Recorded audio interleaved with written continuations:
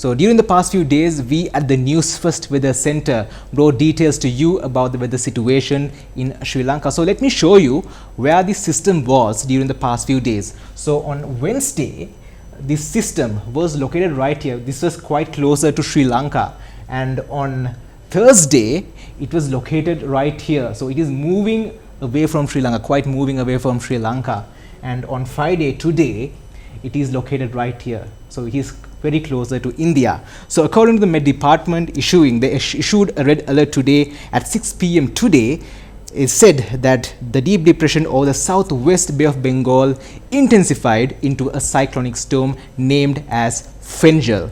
So according to the Met Department, showers or thunder showers will occur at times in the northern and north central provinces and in the Trincomalee district, and also heavy showers above 100 millimeters are likely at some places in the northern province. So where is this located? So it is located right here. So it is located 200 kilometers northeast of Kankasanture, 200 kilometers northeast of Kankasanture, and 310 kilometers northeast of Trincomalee at 2:30 p.m. today. So this is the location, right location of the Fengal cyclonic storm right now in the southwest, in the Bay of Bengal. So what will happen in the future? What will happen in the next 24 hours? So let's have a look about and get to know more details about the weather situation in Sri Lanka.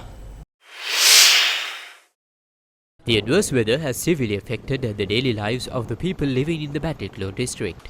The Vellavali, Kalanchikudi areas in Batticaloa continues to be inundated, while traffic along the Vellavali-Mandur main road has been disrupted for the past few days. Newsfirst correspondent said that the Porathivpatra area is inundated and that low-lying areas in the Kathankudi town are also still inundated.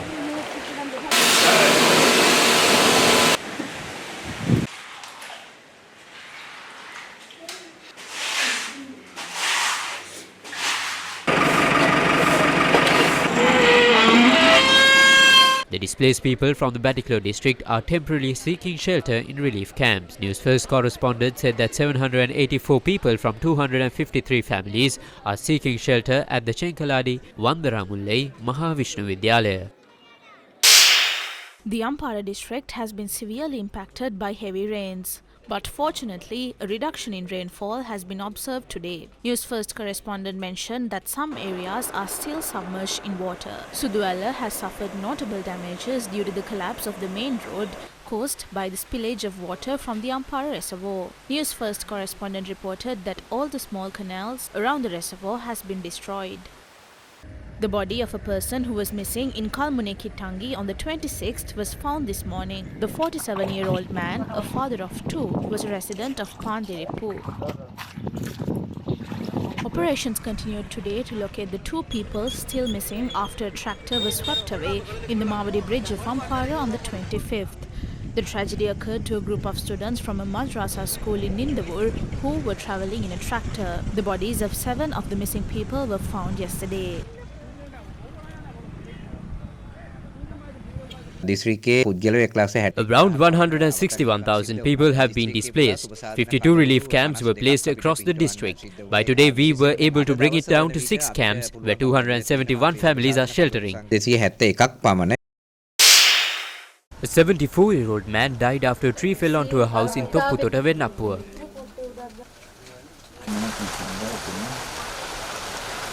The Kakiravagal road near the Kala Oya Handungama bridge is inundated. Vehicular movement along the Kalaweva Tamuttegama road has been disrupted due to floods near Aukana railway bridge.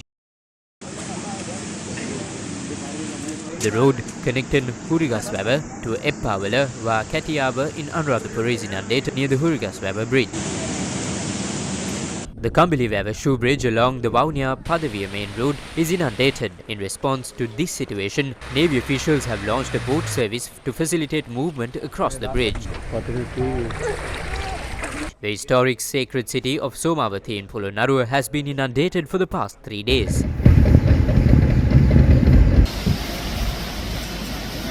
The Polonnaruwa-Batiklo main road was reopened today after it was closed for 3 days due to flooding. However, the Polonnaruwa District Disaster Management Unit has announced that the road is currently open only for heavy vehicles. Severe traffic congestion was reported this evening along the Kandy-Jaffna A9 road due to the landslides and fallen trees in Kalugala. The displaced people from Muthura are currently being sheltered at the Tanganagar Sangpavali Vidyalaya. According to the Newsfirst correspondent, 109 people are being sheltered at the school. Newsfirst correspondent reported that mounds of earth have collapsed onto the upcountry railway line from several locations in Uduwara, Hali Alla. Due to landslides in the 17th mile post on the Passara Alla road, vehicular movement has also been disrupted for several days.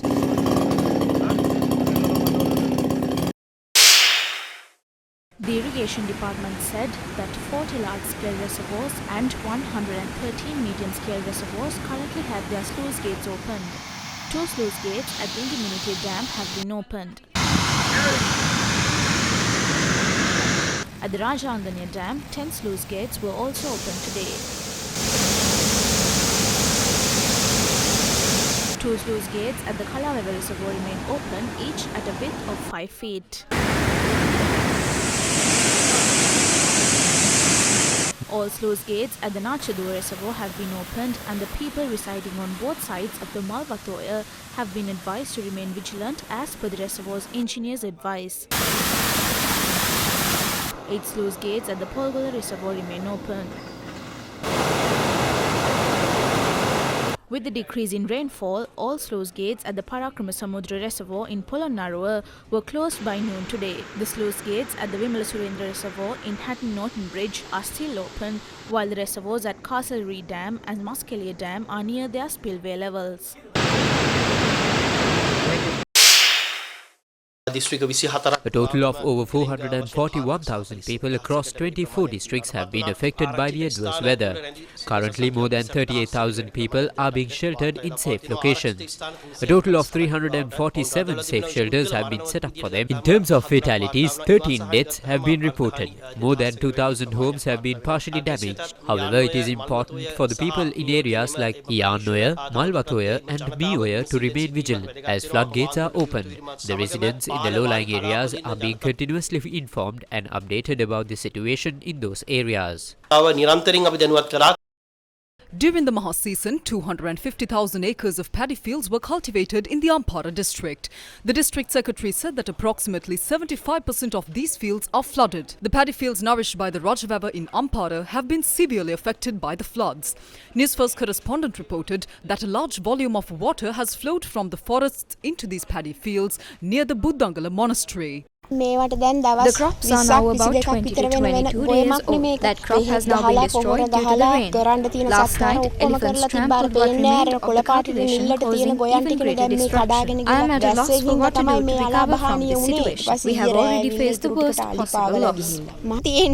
Ampara District Secretary Chintakabe Vikrama said that measures will be implemented to provide seeds for cultivation in the fields affected by damage. However, he emphasized that there will be a significant reduction in the harvest. The Department of Agriculture and the Department of Agrarian Development are currently conducting a consensus to assess the extent of the damage to the fields. Once the survey is completed, an accurate count of the destroyed fields will be provided. We have observed large sand mounds on many paddy fields. We must regrettably inform that the adverse weather will significantly reduce the harvest of the Maha season. We are expecting a significant drop in the harvest for the Maha season. Many paddy fields in Rajanganya and Anuradhapura have also been flooded. These fields were sown about 6 days ago. Our correspondent reported that about 3,000 acres of paddy fields in Palya Godalla, Mathirigiriya and Pamburana in Polonnaruwa have been flooded. This was after the spill gates of the Kauduluvava were opened and the Mahavali River overflowed. Minister Vijitha Herath said that steps will be taken to provide immediate relief to the people affected by the disastrous weather. A discussion was held under the leadership of the President to immediately intervene in the disaster situation. As a result, efforts will be made to provide prompt relief to the people affected by the disaster in all districts across Sri Lanka. Additionally, due to the floods, there has been damage to roads, bridges and crops. Immediate intervention will take place in the coming days to address these issues.